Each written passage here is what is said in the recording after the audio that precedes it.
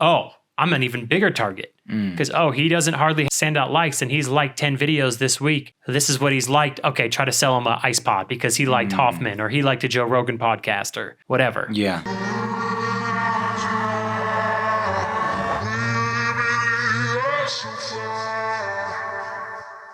What's up, everybody? Today on Universal Theory, we're going to be talking about robots in a societal sense. Quick shout out to everybody who's been in the comments and who's been liking and subscribing and sharing our content. The shares help a whole lot.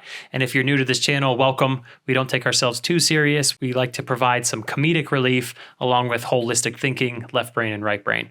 So robots from a societal sense. We know that it's coming, right? ChatGPT is here and we already are using AI in a sense, in a societal sense, and it's already helping the progression of technology. But we're kind of thinking more of like ChatGPT 7 or like the ChatGPT girlfriend, ChatGPT boyfriend, ChatGPT officer, ChatGPT dog, right? So all it is it would just be like these robots, right? We know Boston Dynamics, they have a whole fleet of robots of different types, dogs, kind of like bulldozer. They have little militaristic ones like that are more like soldiers. They have little like ones that's like a wheel that can just go over all sorts of terrains. So they have all sorts of robots. And now all you have to do is, okay, let's implement an AI system. Let's hook their information to satellites.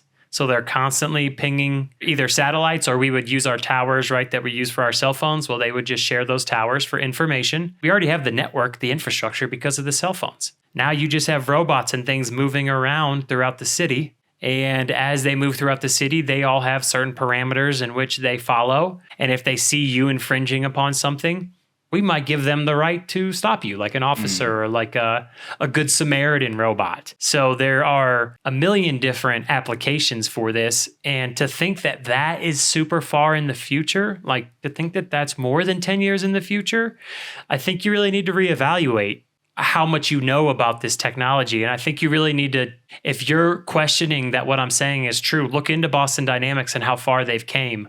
Look into AI. Look into just ChatGPT, how it's on, version 4, and now it's worth billions of dollars. And it got here with like zero funding. It got here with very minimal funding. And now that it's here and Microsoft and Google and everybody's like, oh, it's here. We know how to do it. It'll work. People love it. Government applications, it's about to just go insane over the next 5 years. So be prepared for that. Be prepared for this huge change. And that's why they want these restrictions put into place. Part of it is so they can get a leg up. Part of it is so once you have a restriction or once you have, a law passed, the smart businessmen are going to work around that law. And they're going to, okay, this is what they made as a law. So I'm going to build A, B, and C that doesn't infringe upon that law, but pushes the law a certain way. So that's going to be coming down and you're probably going to be, self-driving cars. Think about a self-driving car is nothing more than AI inside of a car. It is a car robot, plain and simple. It's going to be nice to see the different competing companies. Yeah. Like, is Tesla going to come out with something and he's going to have like one of those high-end brands? Oh, he will. He already has a robot, so.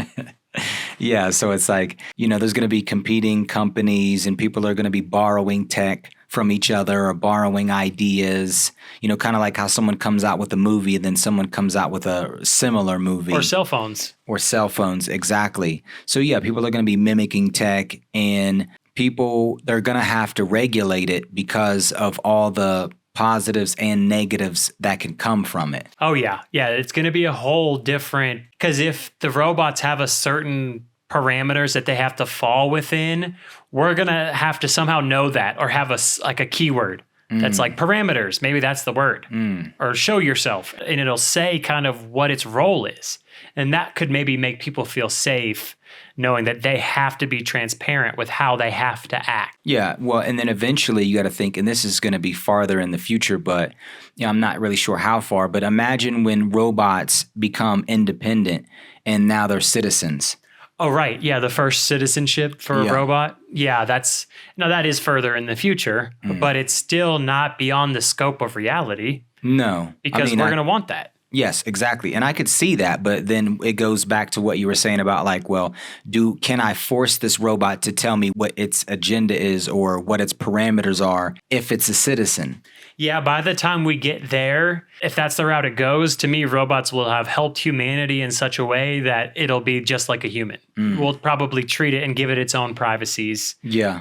And by that time, how much privacy will we even have with the way big data is being kind of distributed nowadays and the way it's being collected? And they can tell off of 5 likes from a video, they already have a pretty good idea of what you're going to buy, right? Just by videos that you like. Now, I think that's a bit absurd, but I don't know. I haven't seen the data, but let's just say it's 20 likes. How many likes do you give out a day? Please like this video. Throw the algorithm off. If you don't like it, like it. If you like it, like it. Misinformation is great. But just based off of how many videos you've liked in a week, let's say if I don't like that often, right? You have to do something special for me to like the video. So if I like that video and they know that's a characteristic of mine, I'm an even bigger target. Because, he doesn't hardly send out likes and he's liked 10 videos this week. This is what he's liked. Okay, try to sell him an ice pod because he liked Hoffman or he liked a Joe Rogan podcast or whatever. Yeah. Yeah, that's brilliant. I mean, eventually everything's going to be automated to where if you desire something, it might show up at your doorstep. Yeah. Like, hey, we were in the neighborhood. Would you like to buy a new vacuum cleaner? We heard yours was broken. Yeah, we heard it as it's going out. Like, what? Like, it's not even broken yet. Yeah. And it breaks as he's saying it. Yeah. It's like, what? It is now. I guess I'll take one.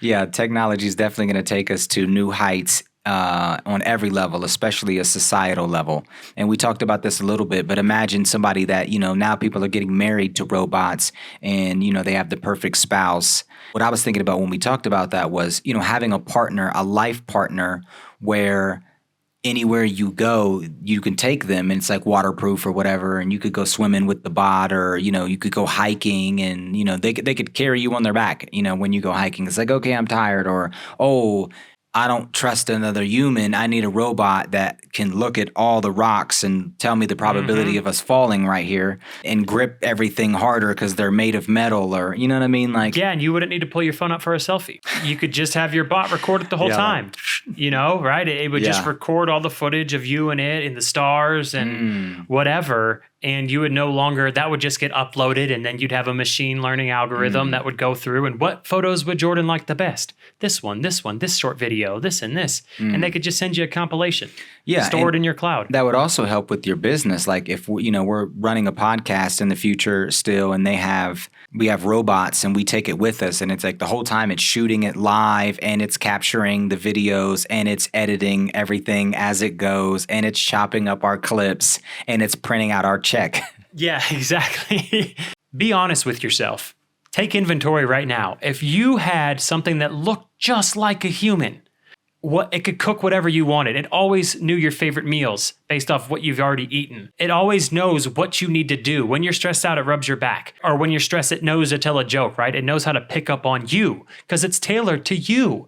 And you could be intimate with this robot and it feels like flesh. Are you going to really sit here and tell me? Let me know in the comments down below. No, there's no way. Or, yeah, I think I'd go for that. Let me know down in the comments below because me personally, I think I'd go for that if I didn't already have a wife because that's what you're looking for in a partner.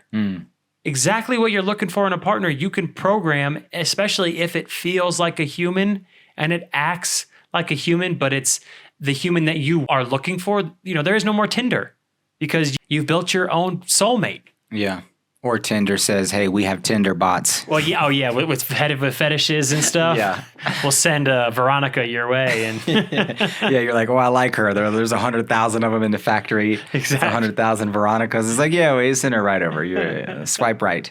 And then we haven't even got into, a dog, if that's where you want to start at. You're like, whoa, Trent, you're talking about a girlfriend or a boyfriend. Like, hold on, man. Let's start with a dog. A dog that could maybe speak broken English, maybe like a baby. So you could communicate with it, but you don't want to break it or make it seem like a human slave, like a robot slave. So it's like, it can speak broken English. It can understand or whatever language you speak. It can know to sit. It can do basic commands. If I tell it to go get something, it'll fetch something for me like a beer. Or if I want it to go grab my food, Right? Would you not do that? Okay, hey, clean up the bedroom while I'm gone. And your dog will just do that. Maybe it messes up a little bit, right? Because we want it to be somewhat in the fantasy of having a dog. But then it gets into adding imperfections for the sake of imperfections and for the sake of it not seeming like some sort of a human robot that you're bossing around like you would if it was a human. So I think that might be the gateway, right? This robotic dog that, feels like a dog, has the fur, has playful mannerisms like a dog, but maybe it just doesn't ruin things, right? It doesn't chew things up.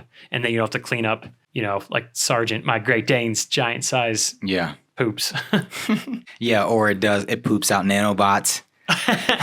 Just to make you feel good. It's like, yeah, I poop too. Nanobots. It poops out like pheromones when you're stressed to relax. Yeah. It's like farts. You just feel super relaxed. It's lavender smelling like, oh, thank you, Pet Robo.